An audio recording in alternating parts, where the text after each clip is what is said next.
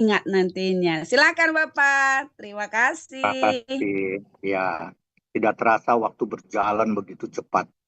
Saya ingat tahun lalu tanggal 29 Desember juga saya diberi kesempatan untuk menyampaikan firman Tuhan. Dan hari ini juga di akhir Desember, ya saya mengucap syukur. Mari kita berdoa. Tuhan, terima kasih. Kami mau mengucap syukur untuk pagi yang indah ini. Kami bersama tubuh Kristus, baik kami yang melayani maupun kami sebagai pendengar, berdoa bersama-sama di dalam nama Tuhan Yesus, agar menyempurnakan semua, baik jaringan internet, baik peralatan, sound system, atau HP atau laptop. Setiap pelayan Tuhan yang melayani, Kau sertai, Kau berkati, dan Kau memberkati setiap pendengar firman Tuhan dan pelaku firman Tuhan. Terima kasih kepada Pak Mardi yang selaku pemimpin MCLD yang mempercayakan sharing firman pagi hari ini. Engkau Tuhan yang memberkati, dan kami serahkan semua ini dari awal, pertengahan, sampai akhir, hanya di dalam nama Tuhan Yesus. Amin. Amin. Terima kasih. Tuhan Yesus memberkati. Tema pagi hari ini firman Tuhan. Niggers! Niggers! Niggers! Niggers! Niggers! Niggers! Niggers! Niggers! Niggers! Niggers! Niggers! Berkuasa. Niggers! Niggers! Oke, tema pagi hari ini firman Tuhan jadi landasan hidup saya. Wah, ini satu hal yang sangat mendasar sekali. Kalau firman Tuhan menjadi landasan hidup kita semua, luar biasa akhirnya. Landasan adalah dasar atau fondasi. Tinggi rendah sebuah bangunan berbanding lurus dengan kedalaman fondasinya. Kekuatan fondasi ini yang menentukan kekuatan bangunan menahan topan, menahan badai, atau menahan gempa. Di dalam Alkitab Perjanjian Baru, Matius 7 ayat 24-27, mengisahkan dua ilustrasi, dua macam dasar. Ya, yang pertama, yaitu setiap orang yang mendengar firman Tuhan dan melakukannya sama seperti orang bijaksana yang membuat landasan rumahnya di atas batu. Pada saat badai datang, dia akan tetap kokoh berdiri. Saya mau ulangi, setiap orang yang mendengar firman Tuhan dan melakukannya, itu adalah orang bijaksana. Yang berikutnya, ilustrasi yang berikutnya, setiap orang yang mendengarkan firman Tuhan dan tidak melakukannya sama seperti orang bodoh yang mendirikan landasan rumahnya di atas pasir. Pada saat hujan badai, rubuhlah dan hancurlah berantakan. Ya, saya mau ulangi yang pertama tadi karena ini justru menjadikan kita lebih bijaksana. Setiap orang yang mendengar firman Tuhan dan melakukannya, dia sama seperti orang bijaksana. Saya percaya kita pasti mau menjadi bijaksana seperti apa yang disampaikan firman Tuhan. Persiapkan landasan kita, karena landasan itu penting. Bangunan kita, misalnya bangunan rumah, ya kita persiapkan landasannya itu supaya kokoh. Bangunan hidup kita, kita juga mempersiapkan supaya kita bisa kokoh. Apa sih? Ke arah mana sih? Ke arah God-centered. Jadi kita memusatkan perhatian hidup kita hanya kepada Allah, kepada Tuhan. Kita membangun firman, pendidikan formal, non-formal, keahlian, tabungan, itu hanya untuk membangun landasan hidup. Bukan cuma itu, pernikahan kita harus dibangun dengan God-centered, yaitu firman Tuhan. Semuanya ditujukan kepada bagaimana Allah yang campur tangan. Itu landasan. Pekerjaan karir kita sama. Kalau kita menyandarkan karir pekerjaan kita seperti Kolose 3 ayat 23, dan itu adalah firman Tuhan. Wow, itu keren. Lalu bisnis kita, ya, andalkan bisnis kita kepada penyertaan Tuhan. Mari teman-teman kita tutup kebodohan kita seiring menutup tahun 2025 dan mulai membangun landasan baru di tahun 2026. Kita tinggalkan semua yang menjadi kebodohan yang pernah kita alami supaya kita memulai sesuatu di dalam tahun 2026. 2 Korintus 5 ayat 17, siapa yang ada di dalam Kristus, tentu kita pastikan kita ada di dalam Kristus. Dan di ujung tahun 25 ini, kita tetap ada di dalam Kristus.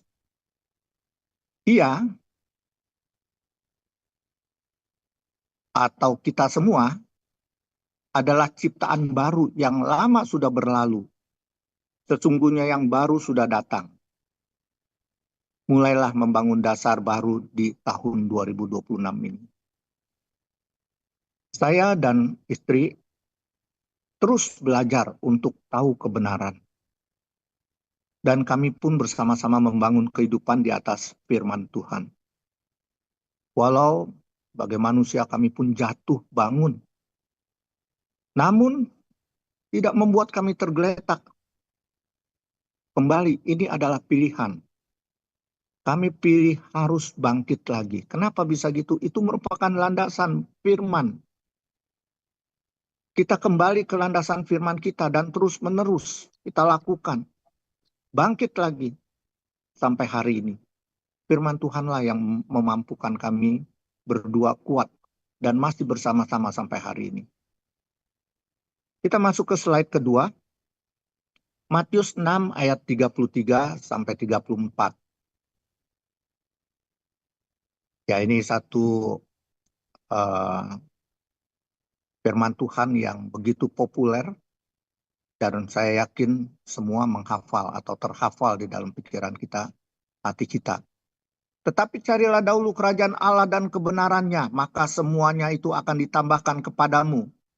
Sebab itu janganlah kamu khawatir akan hari esok, karena hari esok mempunyai kesusahannya sendiri. Kesusahan sehari cukuplah untuk sehari. Apakah orang yang mendengar mengerti bila ada perintah? Ini adalah perintah. Carilah dahulu kerajaan Allah. Itu perintah. Tapi apakah setiap orang mengerti? Saya coba kasih ilustrasi seperti ini. Ketika kita semeja di dalam satu ruangan kafe dengan orang Amerika yang baru tiba di airport. Ketika itu kita memerlukan sesuatu, kita katakan kepada beliau, "Excuse me sir, pass me sendok please." Sendok itu ada tidak jauh dari sisi atau di atas meja dekat dengan mereka. Orang asing ini tidak akan mengerti apa itu sendok. Karena tidak ada gambarnya, sama dengan bertanya, apa itu kerajaan Allah dan kebenarannya? Nah, kita harus menjelaskan sendok dan kerajaan Allah. Jadi harus diceritakan dulu sendok itu. Sampai ada gambar di pikiran orang yang menerima pesan. Baru dia mengerti dan bisa melakukan dengan benar. Jadi pada waktu kita katakan sendok, tidak ada gambar sama sekali. Juga kepada orang awam yang kita bicara, carilah dahulu kerajaan Allah dan kebenarannya. Tidak ada gambar. Dia hanya tahu kerajaan Allah. Kata kerajaan Allah dia tahu. Tapi kerajaan Allah itu apa?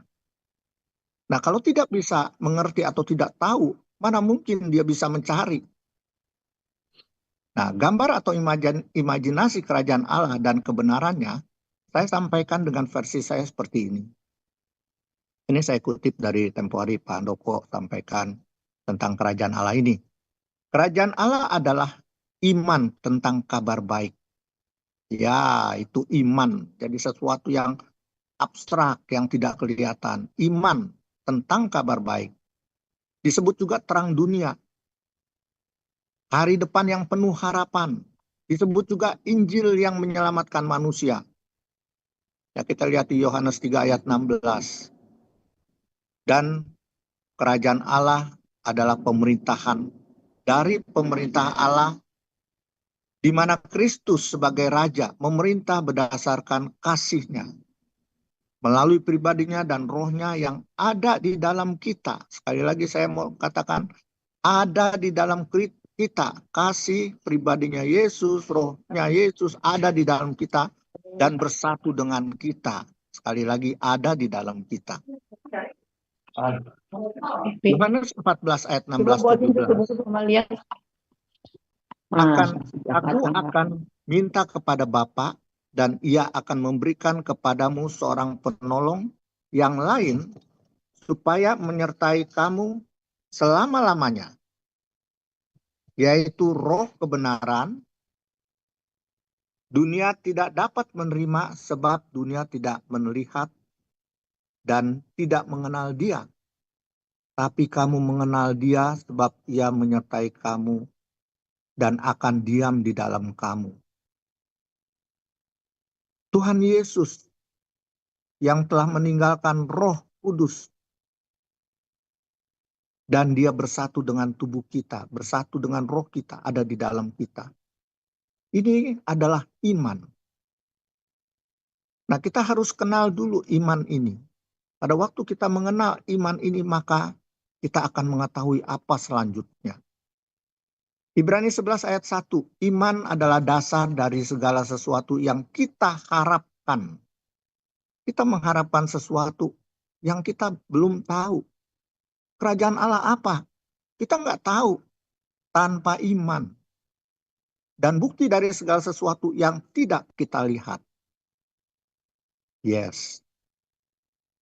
Untuk memudahkan saya kasih contoh seperti ini.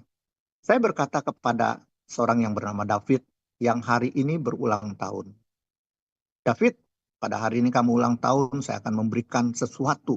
Sekarang kamu boleh pergi ke Alfamart di seberang, beli yang kamu mau, apa saja, tapi kamu tidak usah bayar. Jadi bukan beli, tapi kamu ambil apa saja, dan sebanyak yang bisa kamu ambil, yang kamu bisa pegang di tangan kamu, sebanyak-banyaknya yang bisa kamu pegang di tangan kamu, dan kamu boleh isi ke kantong baju, kantong celana, bahkan ke dalam baju. Artinya, buka kancing bajunya, masukkan ke dalam baju, itu barang-barang yang kamu suka, yang penting nempel di badan kamu bawa itu sebagai hadiah. Wah, ini si David, dia bilang dalam hatinya, ini beneran nih. Tapi apakah dia mantap dengan iman? Karena dia tahu dan dia percaya bahwa barang-barang itu akan menjadi miliknya. Karena dia tahu siapa yang memerintah, siapa yang menyampaikan. Dia kenal sekali. Dan dia tahu reputasinya bahwa David akan menerima barang-barang itu. Nah, itu adalah iman. Jadi dia percaya bahwa dia akan mendapatkan semua itu karena dia tahu siapa yang bicara. Ya, bagaimana kalau Tuhan yang perintahkan dalam firman-Nya seperti itu? Jangan kamu khawatir akan hari esok. Karena hari esok mempunyai kesusahannya sendiri. Kesusahan sehari untuk sehari. Siapa yang berkata itu? Firman Tuhan. Yaitu Yesus yang menyampaikan di dalam Injil Matius itu. Seperti itulah iman yang kita bangun secara jasmani. Secara jasmani berarti kita pakai mata jasmani, melihat kenyataannya. Ini ngeri-ngeri sedap. Kenyataannya belum ada. Tapi secara nyata yang kita lihat belum ada, itu adalah milik kita. Nah, kita juga membangun iman manusia roh dan iman secara rohani. Nah, ini bedanya dengan orang dunia. Kalau orang dunia secara kasat mata, tapi kalau kita yang setiap pagi, setiap hari kita membangun iman manusia roh kita bersama roh kebenaran, Dan hal itu adanya hanya di alam roh. Nah, ini ilmu tingkat tinggi ini. Kita ada di alam roh. Kita melihat bagaimana kasih Tuhan. Nah, di alam roh itu kita lihat dengan jelas sekali bagaimana kasih Tuhan. Kenapa kita bisa lihat? Karena kita sudah bangun setiap hari manusia roh kita dan iman kita. Kasih Tuhan menuntun. Kasih Tuhan memegang tangan kita, manusia berdosa ini, yang sudah diselamatkan, dimerdekakan. Sehingga hal-hal yang kenyataan di dalam dunia ini hilang sama sekali. Antara lain rasa takut, rasa khawatir, rasa negatif, tidak timbul lagi di pikiran kita.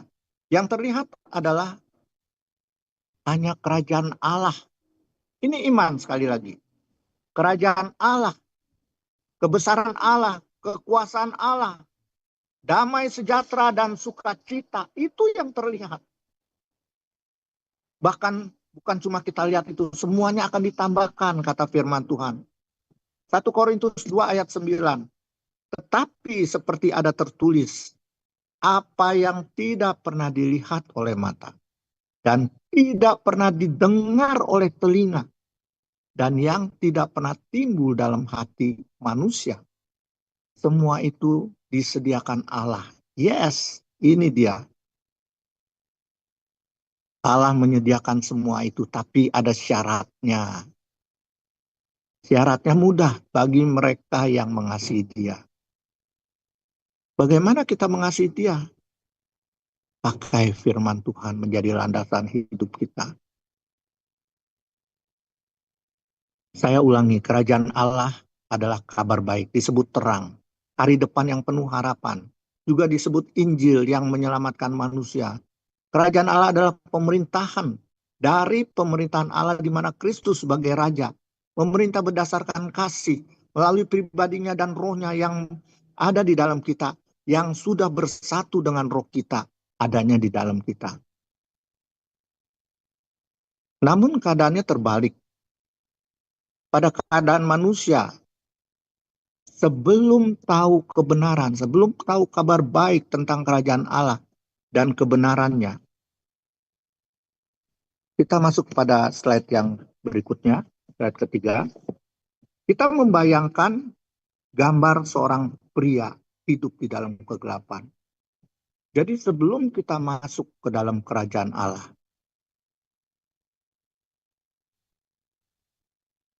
sebelum kita tahu kabar baik, kita ada di dalam satu ruangan yang begitu gelap. Kita lihat gambar di slide itu, ada seorang pria. Ya sebetulnya harusnya tidak ada terang di sana. Yang ada adalah gelap, tidak bisa melihat segala sesuatu. Ya gambar itu membayangkan atau memberikan ilustrasi kepada kita betapa mengerikannya hidup di dalam kegelapan. Seakan-akan kalau kita baca di slide, tidak semua orang tahu bagaimana rasanya hidup dalam keterbatasan. Dibatasi oleh waktu, dibatasi oleh ruang. Tidak tahu. Bahkan fisik. Kita tidak tahu. Kemudian tidak semua orang tahu juga bagaimana rasanya ketika bangun pagi dengan pintu terkunci. Dalam kegelapan kita tidak tahu. Seakan-akan tidak ada jalan. Seperti buntu. Hal ini seperti burung yang hidup dalam kandang. Nah kemudian juga kita tidak tahu bagaimana rasanya menunggu hari esok yang tanpa kepastian. Yang nasib kita itu tergantung kepada orang yang berwenang. Inilah keadaan ketika kita terikat masalah yang berkepanjangan. Kita ada di dalam kegelapan yang kita tidak tahu. Apa sih masalah-masalah itu yang ada di dalam hidup kita yang secara nyata kita lihat? Satu, pinjol. pinjaman online. Bagaimana kalau kita ada di dalam pinjaman online, itu adalah hal yang jelas-jelas kita dalam kegelapan. Dan makin hari makin gelap. Karena bunganya berbunga lagi. Dan kita tidak tahu mengejar untuk membayar pinjaman kita. Kalau kita masuk ke dalam satu keterikatan narkoba, juga sama. Pertama enak. Kemudian setelah kita masuk, kita menjadi seringkali sakau. Kita memerlukan narkoba itu. Akhirnya apa yang kita lakukan? Kita sudah tidak wajar lagi. Kita melihat apa yang ada di rumah dijual. Apa yang ada di lemari besi dibongkar. Apa yang ada di teman kita ambil. Sehingga akhirnya kita terikat dengan pidana. Termasuk will dan pill. Memang pada waktu pertemuan pertama enak. Kita bisa merasakan, lain. Tapi begitu terus masuk ke dalam, itu istilahnya atau ibaratnya kita sudah masuk ke dalam kegelapan. Apalagi kalau sudah mempunyai anak. Apalagi kalau sudah terikat sampai kita menyiapkan rumah, menyiapkan harta, mengorbankan segalanya. Waduh, gelapnya betul-betul gelap.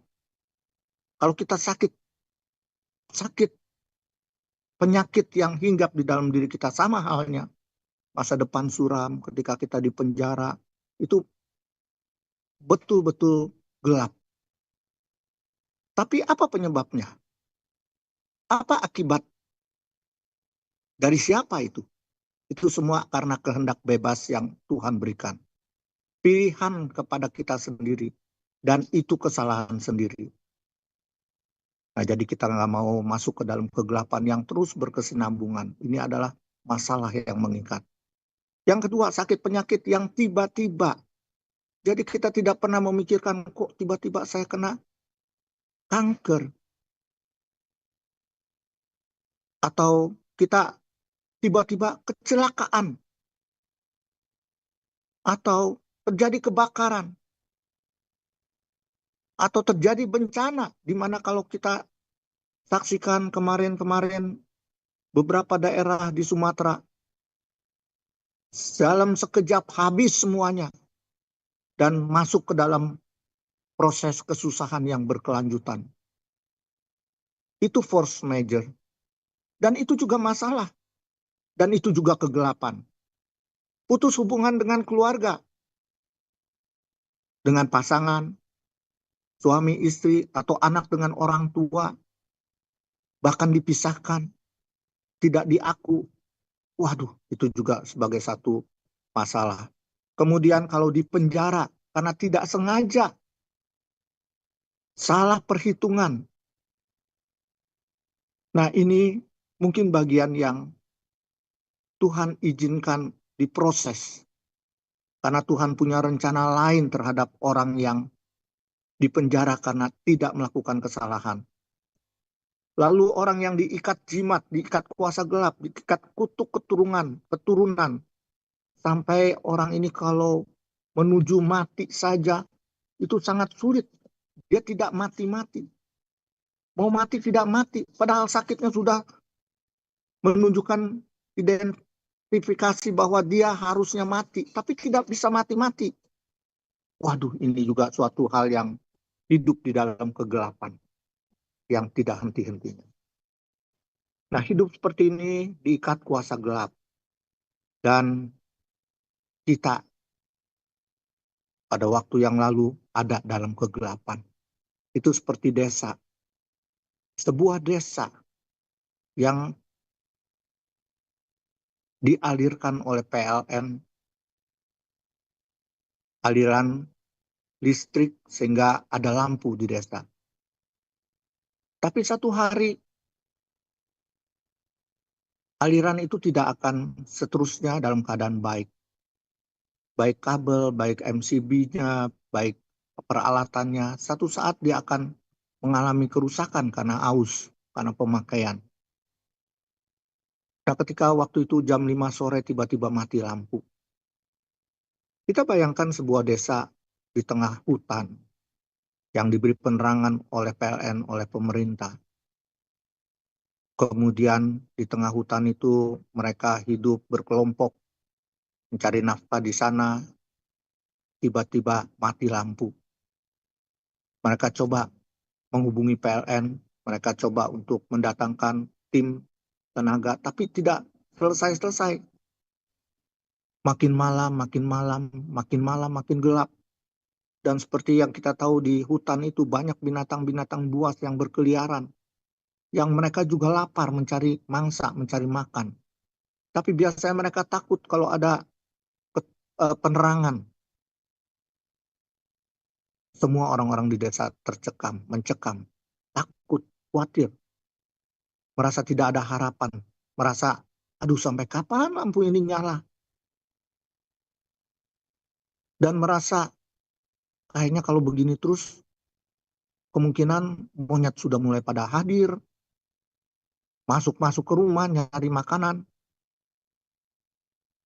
Dan mungkin binatang-binatang besar juga mulai pada datang. Wah, kayaknya tidak ada harapan. Semua pada ketakutan. Dan inilah yang tercetus atau tercermin di dalam Yohanes 10 ayat 10. Pencuri datang hanya untuk mencuri dan membunuh dan membinasakan. Tapi aku datang supaya mereka mempunyai hidup dan mempunyainya dalam segala kelimpahan. Hore, terang lampu, hore, nyala. Semua penduduk desa bersorak mengatakan bahwa haleluya, Tuhan sudah datang, Tuhan sudah memberi penerangan. Lampu itu menyala. Kita lihat bagaimana kegirangan mereka ketika lampu saja menyala. Orang-orang semua berteriak, bersukacita. Karena ada terang dan ada harapan. Dan hari ini, atau sekitar hari ini, bulan Desember ini, 2000 tahun yang lalu, Yesus sudah datang, di mana dia adalah terang. Kita lihat di slide ke-6. Hari ini mungkin tubuh kita ada di dalam kungkungan, tempat yang terkunci, atau gerak kita terbatas, atau masa depan kita terasa tidak ada harapan. Yesus lahir ke dunia sebagai terang itu untuk orang-orang terhilang, orang gagal, orang jatuh, dan orang terikat. Yesus datang untuk orang baik dan jahat yang mau diubahkan. Yesus terang. Kalau ada terang terjadi hilang kegelapan. Kalau ada terang terjadi kemerdekaan. Terlepas dari kuasa gelap, terlepas dari ikatan. Kita semua adalah jiwa yang berharga dan kita menjadi biji matanya Tuhan. Tuhan sudah datang. Tuhan memberikan kebebasan kepada kita, melepaskan kita dari segala ikatan. Saya mau berdoa untuk saudara yang sedang berada di dalam kegelapan. Kita mau meletakkan tangan kita di dada sebelah kiri. Kita memegang dada kita. Kita rasakan dada kita di tangan kanan kita. Kita katakan bersama saya.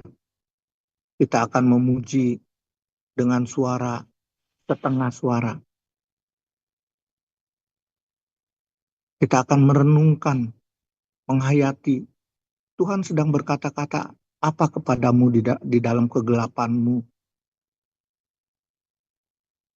Kita akan menyanyikan lagu El Shaddai bersama.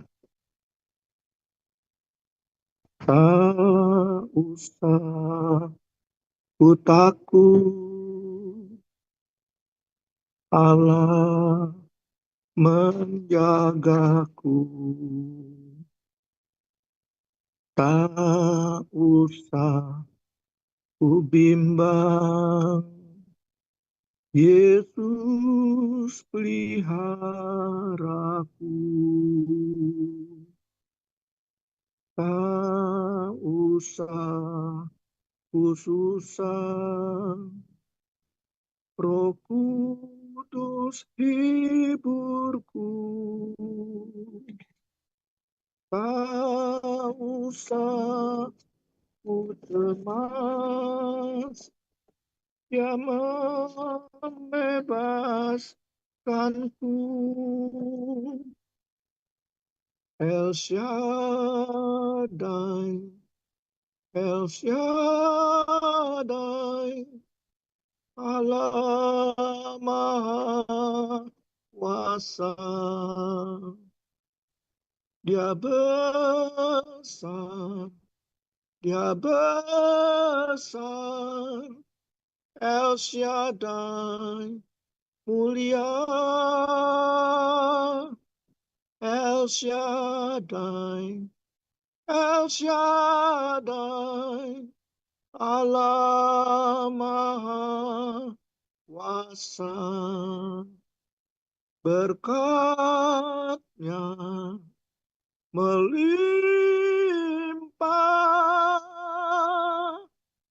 El Shaddai. Kita akan berdoa bersama. Tuhan, kembali kami mau mengingat apa yang tadi sudah disampaikan tentang bagi mereka yang terikat pinjol. Mereka ada di dalam kegelapan. Mereka ada di dalam keterpurukan yang makin lama, makin dalam. Seperti jatuh ke lumpur yang menyedot. Engkau tahu Tuhan. Tidak mungkin Engkau tidak tahu. Engkau melihat keadaan mereka. Dan Engkau ada di sana Tuhan sedang menantikan. Untuk pertobatan. Untuk perubahan. Engkau sudah memegang tangan mereka Tuhan. Tapi sadarkan mereka bahwa mereka harus keluar dari gelap. Harus masuk kepada terang. Juga yang terikat narkoba.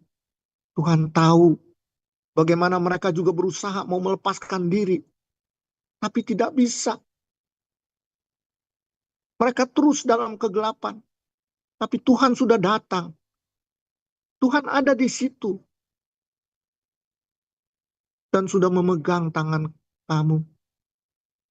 Juga kepada orang-orang yang sedang ada di dalam masalah will dan pill. Mungkin kalau sudah terlalu dalam, sudah sulit untuk meninggalkan. Banyak akibat-akibat yang dia pikirkan. Tuhan ada di sana. Tuhan tolong. Beri jalan keluar. Beri situasinya. Berikan keadaannya sedemikian rupa. Sehingga satu kelepasan yang dari Tuhan. Karena apa yang tidak pernah dipikir oleh manusia. Tidak pernah timbul di dalam hati. Tidak pernah dilihat. Itu yang disediakan bagi orang yang mengasihi dia. Tuhan, kami mau bangun. Kami mau hidup. Melandasi hidup kami dengan kasih-Mu Tuhan. Melandasi hidup kami dengan firman-Mu. Sehingga situasi Engkau buat sedemikian rupa, kami boleh keluar dari masalah will dan pill. Kami percaya Tuhan, Engkau tetap bekerja. Yang sakit, mengalami sakit penyakit, Tuhan Engkau juga ada di sana. Engkau memberikan jalan keluar untuk mereka. Tetap ada harapan di dalam Tuhan. Karena kami tidak melihat dengan mata kami secara jasmani. Tapi kami punya mata roh.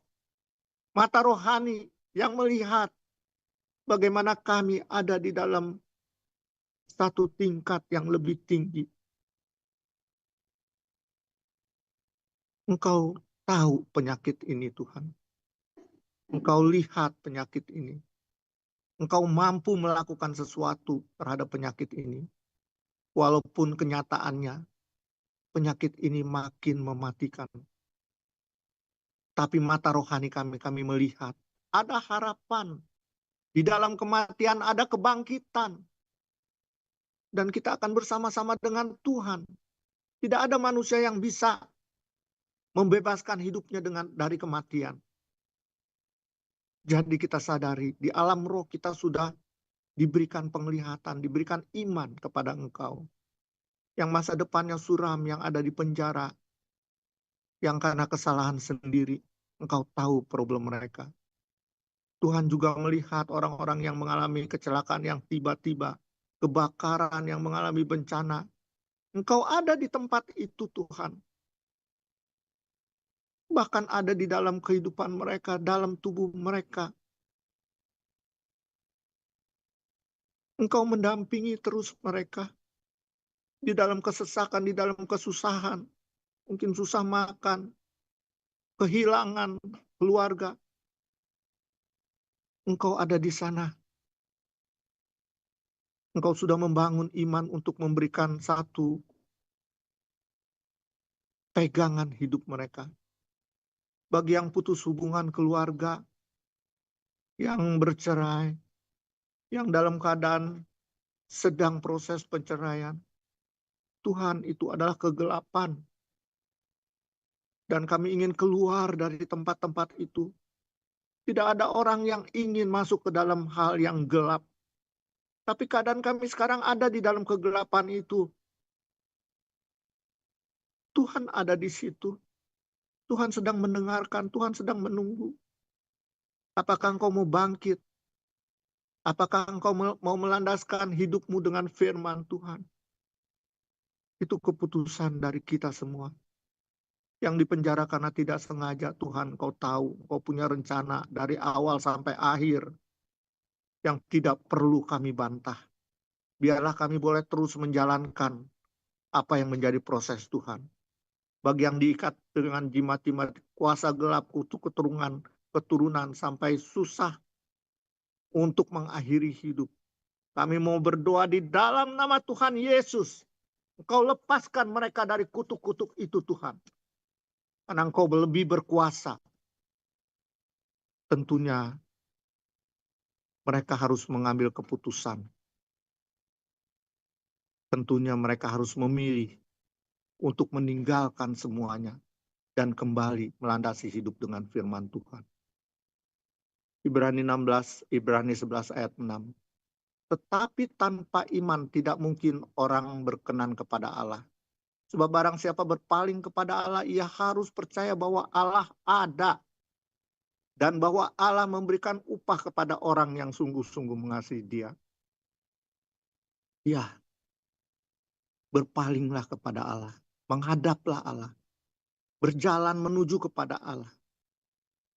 Dan percaya bahwa Allah ada. Karena upahnya itu akan kita terima. Slide yang keempat. Kadang hati kita gelap. Gelap karena penyesalan. Sudah terlanjur terjadi. Nasi sudah menjadi bubur. Gelap karena rasa bersalah. Kesalahan sendiri atau kesalahan akibat orang lain. Gelap karena rindu keluarga. Karena terpisah. Karena memang kesengajaan. Karena melakukan kesalahan. Dan yang merasa sudah diceraikan. Menjadi galau. Merasa galau karena diputuskan hubungan keluarga. Tuhan, Engkau ada di sana. Dan semua ini mereka tidak akan tahu kapan akan berakhirnya. Tapi kami percaya Tuhan, Engkau akan terus memberikan jalan keluar.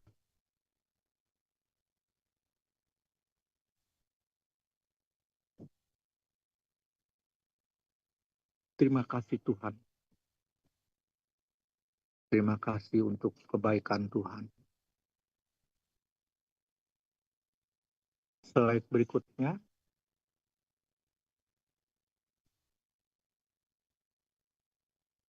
Kita tahu bahwa terang itu sudah menyala. Yesus sudah datang.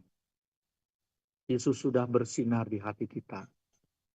Dan mata rohani kita telah melihat hari depan yang penuh harapan. Dan sudah terbuka. Terima kasih Tuhan, Engkau baik. Terima kasih Tuhan. Di saat-saat seperti ini, aku menyanyikan sebuah lagu. Aku menyanyikan lagu kasih kepada Yesus. Di saat seperti ini, aku mengangkat tanganku. Aku mengangkat tanganku kepada Tuhan. Menyanyikan, aku mengasihi Engkau Tuhan. Menyanyikan, aku mengasihi Tuhan. Menyanyikan, aku mengasihimu Tuhan. Aku mengasihimu.